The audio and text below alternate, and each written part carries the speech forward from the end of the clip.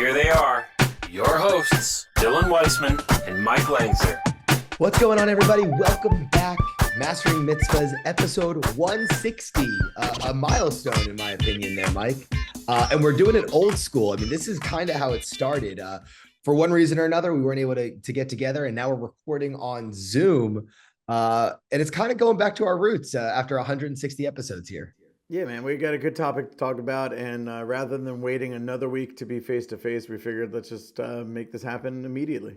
I think it's a great one. I think it's a really good topic. I'm super excited about it.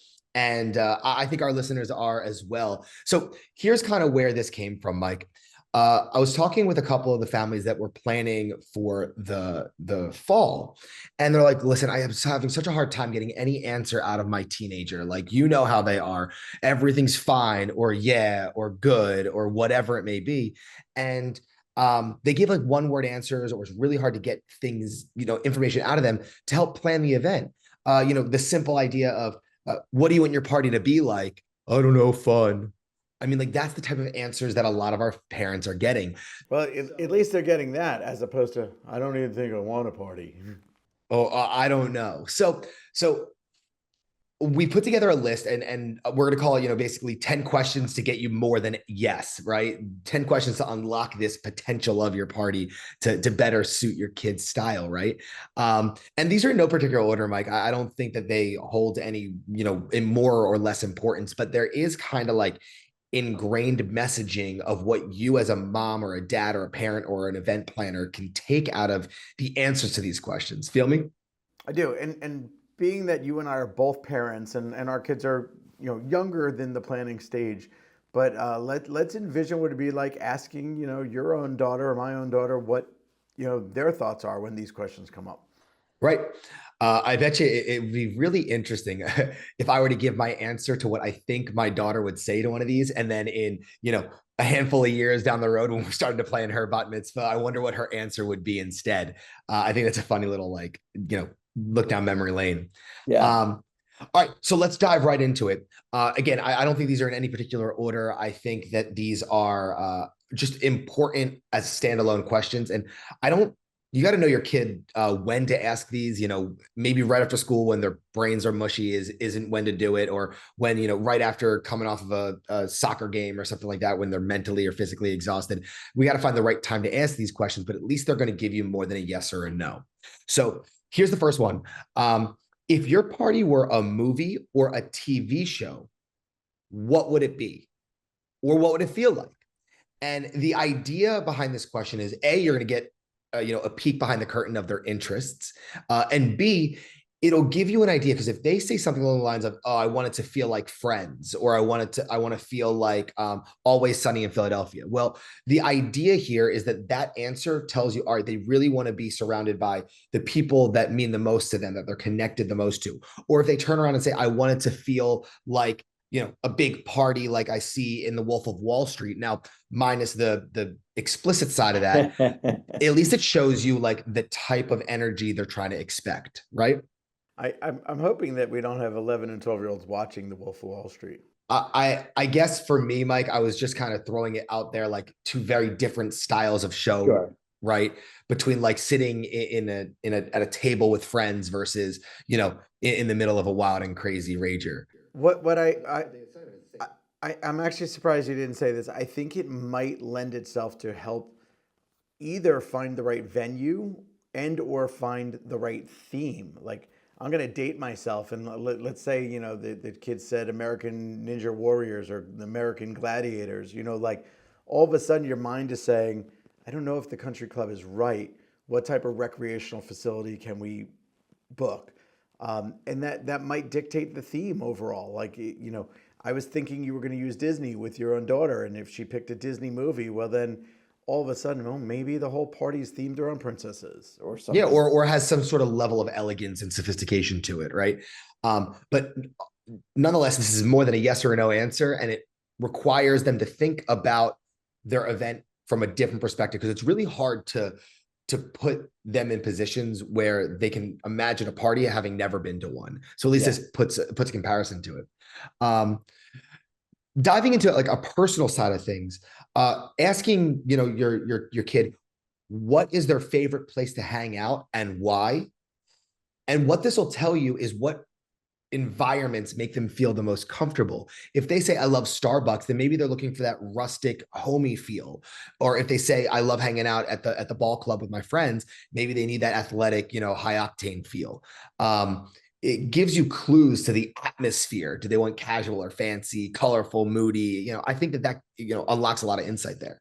Yeah, and again, I'm going to go back to theme. Like if they say we love hanging out at the mall, well, then it might be a shopping theme. If they say, I like going to, dance class or swim class, like, that then possibly leads itself to that theme. Maybe it helps you come up with swag ideas. Maybe the swag is on the shopping or the swim related, options. So, those are good questions. And the obvious answer is your own kid. You know where they like to hang out, but it's different when you hear them say it themselves. I agree. Mike, I love this one. I think that this really unlocks the idea of the guest list and the ideas behind it. So if you can invite a dream guest, real or fictional, to be at your party, who would it be? Maybe it's a favorite celebrity, maybe it's a favorite, movie star, maybe it's a TV character. But that lends itself to what type of guests do your kids want to have around them. And maybe it helps you shorten your event, guest list, which then helps you save a couple dollars. Yeah, I think you hit the nail on the head there. There's not much more I could add other than, maybe it's somebody you reach out to and get a cameo video as a shout out, or if you're fortunate enough to, be able to afford to bring in a celebrity for an appearance, that might be it. Again, thinking about theme, like, we've had a lot of sports mascots arrive at the party and, do an appearance. So those are all cool things that could happen. Totally. Okay.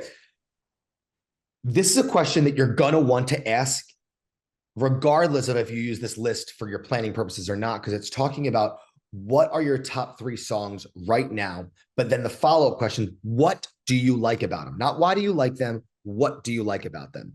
How do they make you feel specifically? Do they energize you or do they mellow you out? Do they remind you of something, or does it drive a certain level of interest towards something? Does it unlock a memory for you?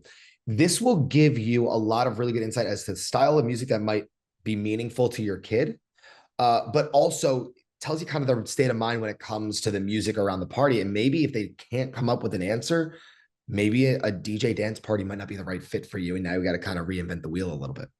Yeah. Yeah. And I would follow it up with, is there any music or artist you absolutely don't want? Because just as meaningful as what do you want, it's just as impactful to learn what they don't want. Totally. All right. This puts us about halfway through the list here, Mike. Ready? When you imagine looking back at your party, all right, so now you're an adult, right? When you look back 10 years from your party, what's the one moment you want to remember? This will show you the level of importance to the different aspects of the building blocks that a party has.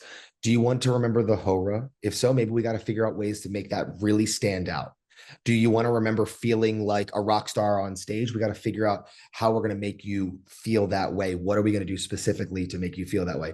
Are you going to want to remember the food? Maybe we need to figure out some level of elegance, like, oh my goodness, we had a s'mores station because that was a real big hit. Like whatever it's going to be, whatever they come up with will give you that wow factor to look into. Because we talked about it on this podcast before, having something that wows your guests, but now specifically tuning it to your guest of honor, it's a real big win and gets them excited about their party. Yeah, the things that were coming to my mind as you asked that question, and again, I'm imagining myself asking my now 10-year-old, and, if she said, I can't wait to play games, I want to look forward to all these games, well, then that tells me dancing is not really that important. Now, that's not the case with my daughter. She's going to say, I can't wait to dance. She might say, I can't wait to have a very cool choreographed daddy-daughter dance. Like, that's what she wants to remember 10 years down the road. So yeah, that's a great question. Well, another thing that makes me think about it is like, what do they talk about their outfit? I want to feel super pretty, right?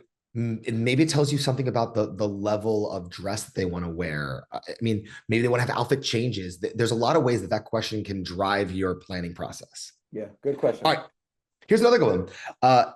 If your friends have never been to a bar or a bat mitzvah, what's the one thing that you want them to remember? So now it's taking it out of what do you want to remember as the guest of honor, but now what do you want your friends to remember? And this will tell you, A, the type of friends that should be there, the type of friends who are going to support this vision, but also it gives the ownership to your kid to think about what they want. It forces them to be the owner of their own celebration, because when they have skin in the game, they care a lot more, and everything else that you plan will have a little bit more of a stronger opinion, which makes it easier for you to make decisions. Yeah, I'm going to piggyback that and say I would add to that question, what do you want mom and dad's friends or aunts and uncles and cousins to remember as well? So it's like a two-phase question is what do you want your teenage friends to love about the party, but also what do you want to appeal to the adult invited guest count to? You just brought something up, Mike, and it makes me think. You ask these questions. You should ask the questions to yourself as the bat mitzvah, bar mitzvah, mom or dad. The answers to that will be very telling. Yeah, All absolutely. right. Question 7. What is something that makes you feel the most you? Okay. This is a tough question for a 10, 11, 12, 13-year-old to answer.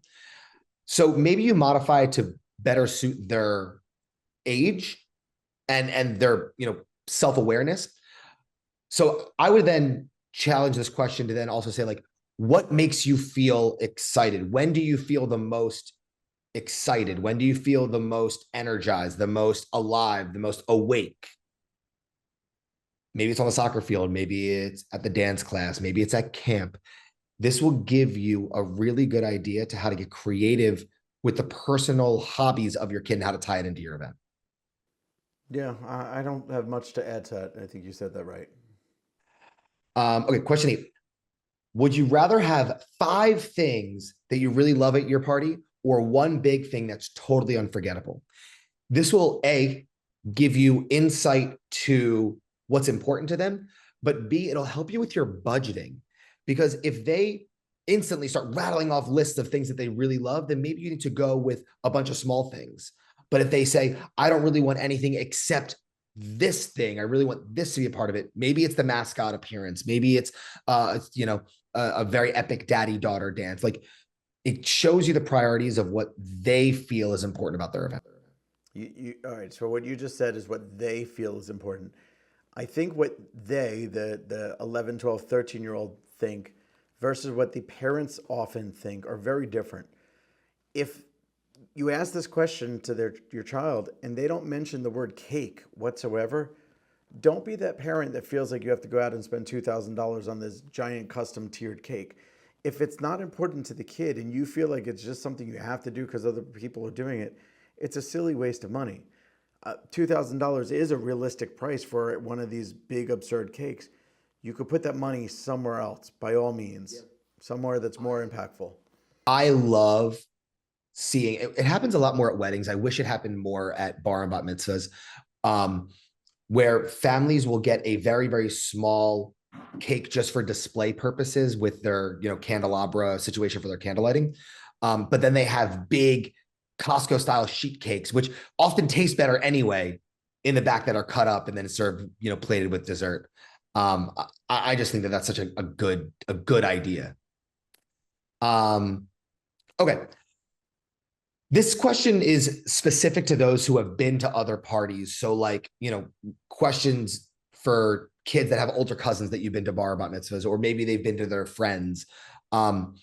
What's something that you've seen at a party that was really fun that you felt you want to include at yours? And I'll take this question and flip it on the negative as well. What's something that you've seen in an event or a party or a celebration that you've been to that you really don't like? This will give you a good idea of, hey, do they really love the spotlight, or do they want to be a little bit more, ingrained with the crowd? If they mention a lot about the food, then that shows you the priority of food over something else. It's honestly a question, Dylan, that I ask in every single one of my opening introductory sales calls with a client. I really value that question. I don't care what type of event it is. I ask it in wedding calls, Sweet 16 calls, mitzvah calls. And I ask the parents and the kids separately. And you'll find out everything from I don't like when it's so loud, or I do like when I can have tableside conversation, or I really love the games, or I really love the prizes, I really love the swag, I can't wait to find out what I'm going to go home with. I don't like when a DJ forces us to dance. Like all of those answers are so telling. Yeah. All right. Last one here, Mike. Last one. And I know what I wrote, but as we're having this conversation, I want to change it because I really think that this would get creative, and you'll learn a lot. If your party was a movie or was a book, what would the title of it be? Ooh. All right. This will tell you, overarchingly what they, as the guest of honor, wants everyone to leave with. The sense of what, one big great party. Is that the title of your movie? What is the title of your movie? As if it was related to your party. I think that's a really cool question that will give you some creative and good insight to your kids' thought process. I agree entirely. So here's what I want to do. I want to take a second and say, we just provided you 10 questions to prompt your son or daughter with, asking them to get ideas on, how to formulate what this bar bat mitzvah looks like. What do you do with these questions? So first off, I would say you have to sit down with a notepad and pen, and write down the actual answers that are given, or, have a voice memo recorder out there and record it, and then ask it to transcribe. I mean, now with all these things like Plod devices and AI devices, or maybe you even do like a Zoom recording with your own kid and have, Zoom or Fathom do a recording and a transcript. I would then actually, we love AI so much here at Explosive. I would take that and I would dump it into AI and say, help me design a party. AI can be your event planner. Now, I was also going to say, take these same things and give it to your event planner and say, hey, I interviewed my kid. Here's what he or she said. Let the brain power of the event planner, or the experience of the event planner, come back and say, oh my God, thank you. All this information is awesome. I want to take you to these 3 venues. I think we need to work with this decorator or this DJ, because this is such value. This is fuel that is being provided.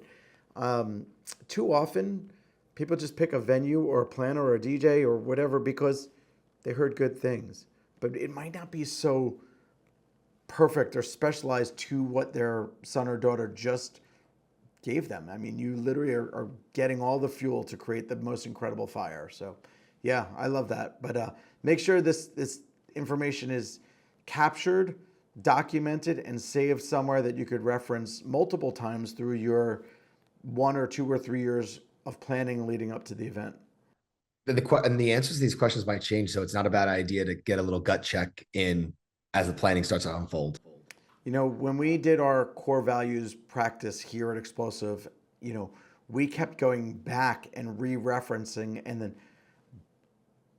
what we do on a daily basis, does it fit our mission statement or our core values? We did a whole podcast on, creating core values for bar and bat mitzvahs. This is similar. It's more of like, core ideas, coming from the guest of honor, but putting that all together and then using that as your reference points, I think is key. I love this episode, man. This is so good. It's like tangible, right now, implementable takeaway. So here's what I ask. For any family that's listening to this podcast, if you employ this tactic with your child, let us know how it goes. Send us a quick message. We can't wait to hear the feedback. Dylan, I think that's it. I think we're going to tie this episode up. So there you go. Episode 160, questions to get you to the planning stages, better than yes or no with your kid. That's Mike. I'm Dylan. We are Explosive Entertainment. If there's anything we can do for you guys, let us know. XE Events or xeevents.com. We'll check you real soon.